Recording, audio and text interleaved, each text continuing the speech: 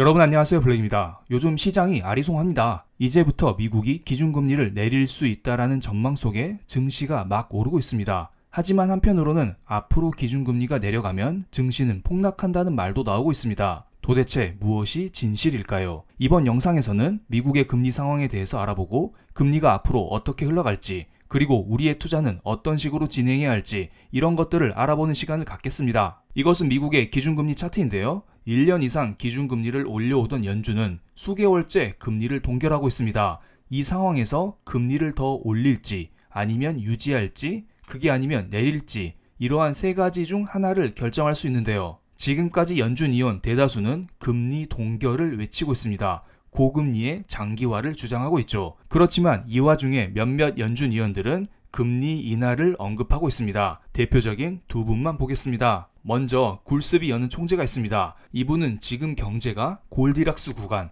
황금길을 걷고 있다는 말을 했습니다. 이분은 지금의 기준금리가 미국의 물가를 아주 잘 잡고 있으며 경기를 서서히 둔화시키고 있는 연착륙을 유도하고 있다. 그렇기 때문에 무리하게 금리를 올릴 필요가 없다. 만약 이런 식으로 흘러가게 되면 우리는 역사상 몇 번 없는 황금길을 겪을 수가 있다. 골든패스를 걸어갈 수 있다는 말을 했습니다. 그리고 크리스토퍼 월러 연준 이사 역시 비둘기스러운 말을 했는데요. 그런데 원래 이분은 금리 인상을 외쳐왔었던 매파 위원이었습니다.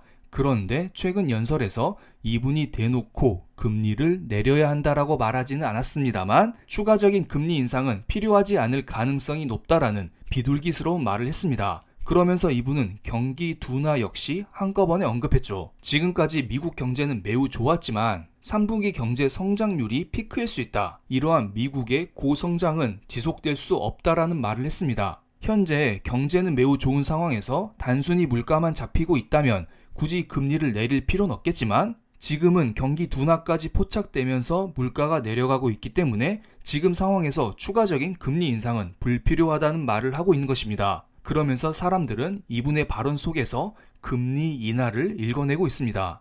여기에 미국의 대표적인 투자 구루인 빌 에크먼 이야기를 해보겠습니다. 이분은 기가 막히게 미국의 국채금리 고점에서 이제 앞으로 미국의 국채금리가 떨어질 것이다, 이러한 전망을 그의 트윗에 날렸죠. 정확히 말하면 미국 경제에 둔화 조짐이 보인다면서 자신이 장기 국채에 대한 숏 포지션을 청산했다고 트위터에 밝혔습니다. 그런데 그 이후에 기가 막히게 미국의 금리가 떨어지고 있습니다. 정말 대단한 분이죠. 그러면서 이분은 내년 1분기에 연준에서 금리를 내릴 수 있다라는 말을 했습니다. 만약에 연준이 금리 인하를 시작하지 않는다면 급격한 경기 침체의 위험이 있으며 실제로 현재 경제가 약화되고 있다는 증거를 목격했다라고 지적했습니다. 많은 사람들이 내년 5월달, 6월달 이쯤에 금리 인하를 외치고 있는데 이분은 한 발 더 앞서서 내년 1분기 금리 인하를 외치고 있는 것입니다. 그런데 이분이 지금까지 많은 것을 맞춰왔기 때문에 이번에도 혹시 맞지 않을까 이런 생각을 다들 하고 있어요. 이분의 영향성이 얼마나 크냐면 이분이 이런 발언을 하자마자 미국의 10년물 국채금리, 2년물 국채금리가 추가적인 하락을 하고 있습니다. 특히 2년물 국채금리는 고점에서 좀처럼 떨어지지 않고 있었는데 이분이 내년 1분기 금리 인하 발언을 하자마자 급속도로 떨어지고 있습니다. 단기물인 2년물, 장기물인 10년물 일제히 떨어지고 있다는 것은 앞으로 미국의 기준금리 인하가 생각보다 빠른 시일에 온다, 이렇게 해석하시면 될 것 같습니다. 그리고 선물 시장 역시 미국의 금리 인하 가능성을 앞당겨서 잡고 있습니다.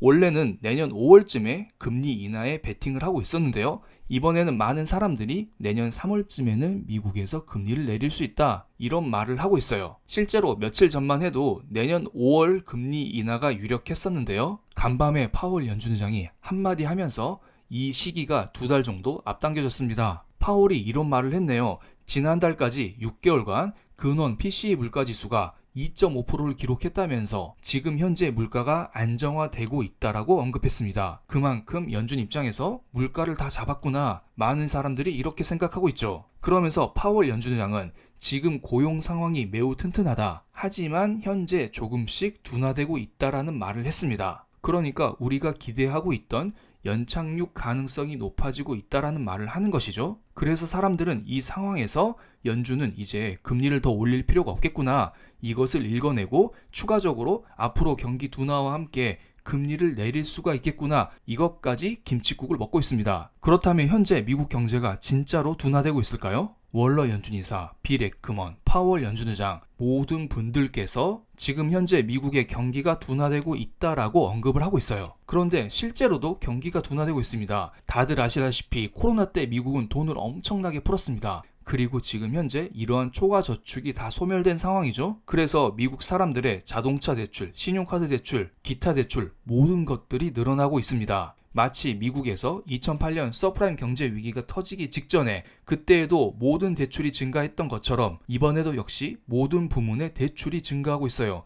게다가 미국의 컨퍼런스 보드 소비자 신뢰지수, 미시간대 소비자 신뢰지수 역시 지속적으로 둔화되고 있습니다. 리딩 투자 증권에서는 미국 경제는 내 돈으로 소비할 여력은 없고 내 빚으로 과잉 소비하는 불균형 국면에 처해 있다라는 평가를 내렸네요. 그리고 이번에는 미국의 신규 주택 판매와 신규 주택 가격을 볼게요. 하늘색으로 표기된 전년 대비 신규 주택 가격은 2달 연속 마이너스를 기록하고 있습니다. 물론 22년에 부동산이 너무 많이 올랐기 때문에 지금 현재 전년 대비 주택 가격 하락이 나오고 있다라고 평가를 할 수가 있겠지만 현재 미국에서는 짙은 파란색으로 표기된 신규 주택 판매 거래량 역시 지속적으로 둔화가 되고 있습니다. 이 상황에서 가격 역시 한꺼번에 떨어지고 있죠. 현재 모기지 금리가 너무 높기 때문에 신규로 주택을 매수할 여력이 없다. 그렇기 때문에 가격이 떨어지고 있다. 이렇게 보시면 될 것 같습니다. 그리고 이것은 따끈따끈한 소식인데요. 미국의 ISM 제조업 구매 관리자 지수가 예상치인 47.6%보다 하락한 46.7%를 기록했네요. 대략 예상보다 1% 정도 하락한 수준을 보여주고 있습니다. 게다가 지금은 확장과 침체의 경계선인 50 이하를 꾸준히 유지하고 있죠. 23년 들어서 ISM 제조업 지수가 52로 올라간 적이 한 번도 없었어요. 그만큼 미국의 제조업이 침체되어 있다. 11월달 지수는 예상보다 더 안 좋게 나왔다. 이렇게 해석할 수가 있겠습니다. 그래서 현재 미국의 국채 금리가 계속 떨어지고 있는 상황이고요. ISM 제조업 지수를 조금 더 길게 보겠습니다.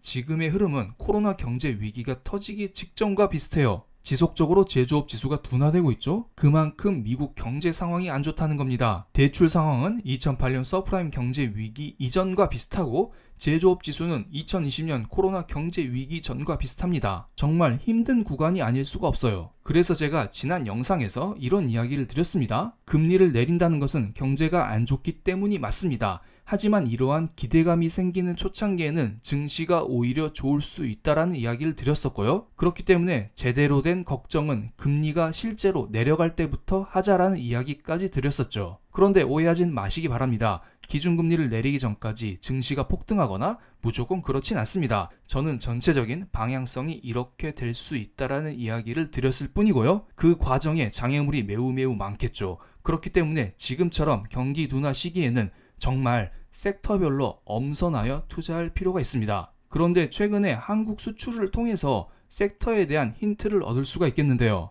11월 달 한국의 수출이 전년 대비 7.8% 증가했다고 하고요.